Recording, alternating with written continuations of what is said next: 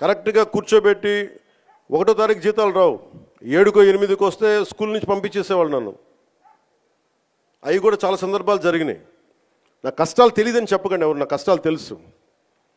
అందుకే నిన్న ఎందుకు తగ్గి మాట్లాడతానంటే కష్టాలు తెలిసిన వాడిని కాబట్టి.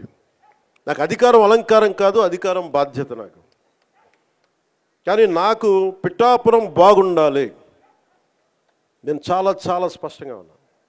లా అండ్ ఆర్డర్ కనుక ఎవరన్నా సరే ఇష్టరాజ్యంగా ఎవరన్నా సరే ఇష్టం వచ్చినట్టు చేస్తే తొక్కి నారత్తిస్తాను ఒక్కొక్కరికి.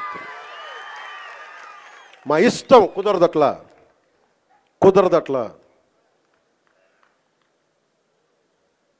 ఇది చాలా చాలా జాగ్రత్తగా ఉండాలి. ఇది నేను తెగించి వచ్చాను రాజకీయాల్లో, గుర్తుపెట్టుకోండి. గుండాలకి చంపేస్తానంటారు నన్ను. మొన్న అడవుల్లోకి వెళ్ళాలంటే నక్సలైట్లు మందు పాత్రలు పెడతారంటే పెడితే పెట్టండి, పేలిపోతాను. కానీ నేను ఆపను నడక, అంత తెగించున్నాను. నేను గుర్తుపెట్టుకోండి. ఎందుకంటే నేను అభివృద్ధి కావాలి. పోలీస్ వ్యవస్థ ఏం చెప్తారు, సార్ అక్కడ వెళ్తే మీరు మందు పాత్రలు ఉంటాయి, ఇబ్బంది పెడతారు, భయపెడతారు. భయపడేవాడిని రాజకీయాల్లోకి రాకూడదు. మంచి చేయాలని వచ్చాను, నాకు భయం లేదు నాకు. అంటే ఇంత తెగించిన వాడిని ఆకు రౌడీలు కానీ చిల్లర వేషాలు వేసేవాళ్ళు కానీ నేను భయపడతానా? అందుకని చాలా జాగ్రత్తగా ఆలోచించి అందరూ దయచేసి మసలండి. ఎందుకంటే నేను తెగించానంటే మటుకు ఇంకెవరు తెగించరు, అంత పిచ్చగా తెగిస్తాను నేను. ఎందుకంటే నేను నిన్న ఎందుకు క్షమాపణ చెప్పాలి? ఎందుకు క్షమాపణ చెప్పాలి?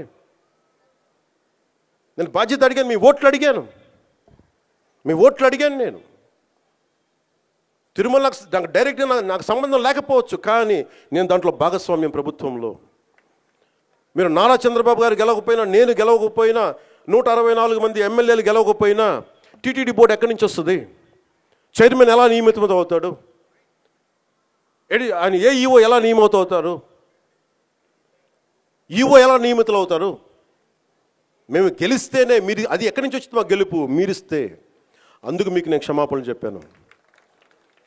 నేను కోరుకునేది ఒకటే, ఎప్పుడో చెయ్యని తప్పుకి జపాన్ లాంటి దేశంలో ప్రధానమంత్రి ఆయన పుట్టక ముందు జరిగిన తప్పుకి ఆయన పార్లమెంట్లో క్షమాపణలు చెప్పాడు. మనం నేర్చుకోవాల్సింది అది. వాళ్ళు చేయకపోయినా 3 తరాల ముందు తప్పు చేసినా క్షమాపణలు చెప్పారు. నేను ఈ రోజున అడుగుతుంది, టీటీడీ బోర్డు పాలక మండలి చైర్మన్ గారు కానీ, సభ్యులు కానీ, ఈఓ కానీ, ఏఈఓ కానీ, మీరు ప్రెస్ మీట్ పెట్టి క్షమాపణలు చెప్పండి. నేను క్షమాపణలు చెప్పినప్పుడు మీకు క్షమాపణలు చెప్పడానికి నామోషి ఏంటి? బాధ్యత తీసుకోండి, బాధ్యత తీసుకోవాలి.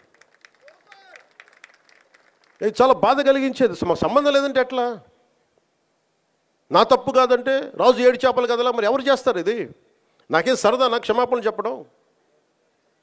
నేను దోషిగా నిలబడాలా ఇలాంటి సంఘటనలో?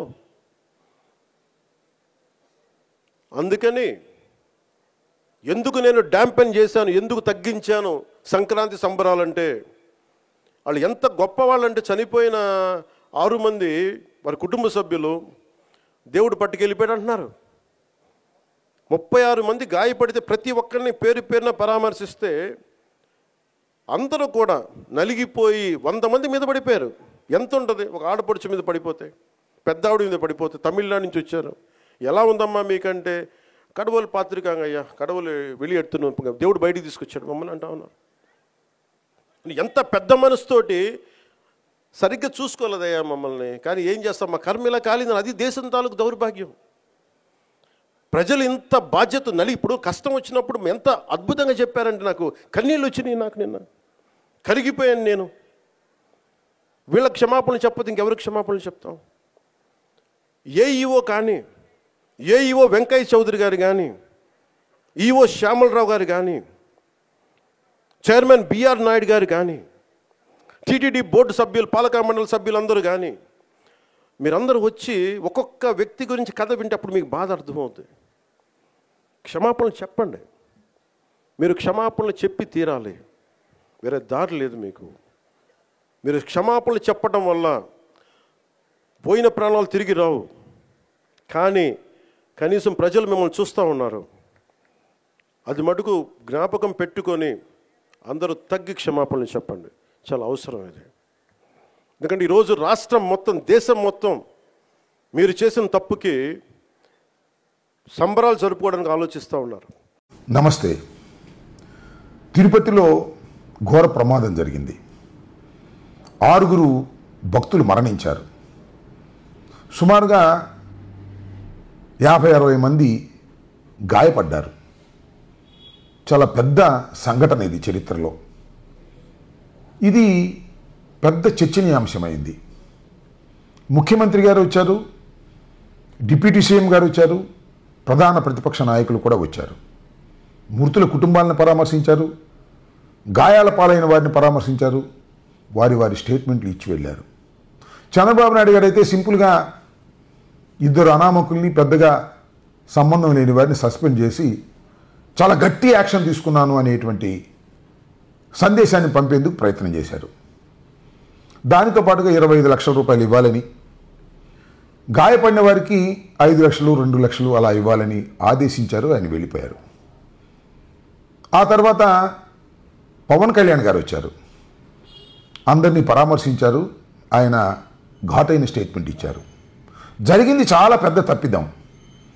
ఈ 6 ప్రాణాలు పోవడానికి కారణం టీటీడీ బోర్డు చైర్మన్, అలాగే ఈఓ, జేఈఓ వీళ్ళందరూ కూడా బహిరంగంగా కుటుంబాలకు క్షమాపణ చెప్పాలి జరిగిన తప్పిదాన్ని అని ఆయన ఒక స్టేట్మెంట్ ఇచ్చి ఆయన వెళ్ళిపోయాడు. చంద్రబాబు నాయుడు గారి ఆదేశం మేరకు కమిటీ సమావేశమైంది టీటీడీ బోర్డు. చంద్రబాబు నాయుడు గారు చెప్పిన కార్యక్రమాలన్నీ కూడా దానిలో రిజల్యూషన్స్ పాస్ చేశారు. ఆ తర్వాత TTD board chairman BR Naidu గారిని విలేకరులు ప్రశ్నించారు. ఏమంటే డిప్యూటీ సీఎం గారు క్షమాపణ చెప్పమన్నారు కదా, చెప్తారా అని. చెబితే తప్పులేదు, కానీ క్షమాపణ చెబితే పోయిన ప్రాణాలు తిరిగి వస్తాయా? లేదు ఎవరో ఏదో అన్నారని మేము క్షమాపణ చెప్పాలా అనేటువంటి ఒక అహంకార ధోరణి ప్రదర్శించారు. తప్పు జరిగింది కానీ క్షమాపణ చెప్పాల్సిన అవసరం లేదు అనేటువంటి మాట ఆయన మాట్లాడారు. క్షమాపణ చెప్తే చెప్పడంలో తప్పులేదు, చెప్పినంత మాత్రాన చనిపోయిన వాళ్ళు బతికి రారు కదా. అది అవన్నీ ఎవరో ఏదో మాట్లాడారంటే వాటికన్నిటికీ స్పందించాల్సిన అవసరం లేదు. ఇది చూస్తే ఏమనిపిస్తుందంటే, ఒక అహంకార ధోరణితో బిఆర్ నాయుడు గారు, బొలినేని రవీంద్రనాథ్ గారు ప్రవర్తిస్తున్నారు. ఏదో డిప్యూటీ సీఎం చెప్తే మేము చెప్పాల్సిన అవసరం ఏంటి, చంద్రబాబు నాయుడు గారు చెప్తే మేము చెప్తాం కానీ అనేటువంటి ఒక అంతర్లీనమైనటువంటి భావాన్ని వ్యక్తం చేసే ప్రయత్నం చేశారు. దీన్ని ఎందుకు నేను మీకు చెప్పదలుచుకున్నానంటే, పవన్ కళ్యాణ్ గారు ఏమంటున్నారంటే, సనాతన ధర్మాన్ని కాపాడడానికి నేను కొత్తగా అవతారం ఎత్తాను అంటున్నారు. బిఆర్ నాయుడు గారు, చంద్రబాబు నాయుడు గారు ఏమంటున్నారంటే, సనాతన ధర్మాన్ని అడ్డం పెట్టుకుని దేశాన్ని దోచుకుందాం అనుకుంటున్నారు. That is the difference. మీరేమో కాపాడాలని అనుకుంటున్నామని మీరు చెప్తున్నారు, వాళ్ళేమో దోచుకుందాం అనేటువంటి మాట వాళ్ళు అంటున్నారు. మీ మాట వారు వినడం లేదు. వినుకోకుండా తన ధోరణిలో తాను వెళుతున్నారు. మీరు మళ్ళీ రియాక్ట్ అయ్యారు ఎక్కడో నేను చూశాను. నేనే క్షమాపణ చెప్తే వాళ్ళు చెప్పడానికి ఏంటి అభ్యంతరం అని మీరు అనుకుంటున్నారు. బిఆర్ నాయుడు గారు, చంద్రబాబు నాయుడు గారు చెప్తే చెప్తారు తప్ప, మీరు డిప్యూటీ సీఎం అయినా, మీరు వాళ్ళు గెలవడానికి కారణమైనా, వాళ్ళు మీరు చెప్తే చేయరనే విషయాన్ని మీరు గమనించట్లేదో నాకు తెలియదు. అయినా ఇది కూటమిలో అంతర్గతమైన వ్యవహారం అయినప్పటికీ కూడా ఉన్న వాస్తవాలను ప్రజల ముందుకు తీసుకురావాలనే ఉద్దేశంతోనే నేను ఈ విషయాలు మీ ముందుకు తీసుకొస్తున్నాను. దీన్ని ప్రజలు గమనించాలని మనవి చేస్తున్నాను. కొండ మీద ఉన్నటువంటి అహంకారం ఇంకా చాలా నష్టాలకు దారి తీస్తుందనే విషయాన్ని ఇక్కడ గుర్తుపెట్టుకోవాలని కూడా నేను చెప్పదలుచుకున్నాను. ధన్యవాదాలు.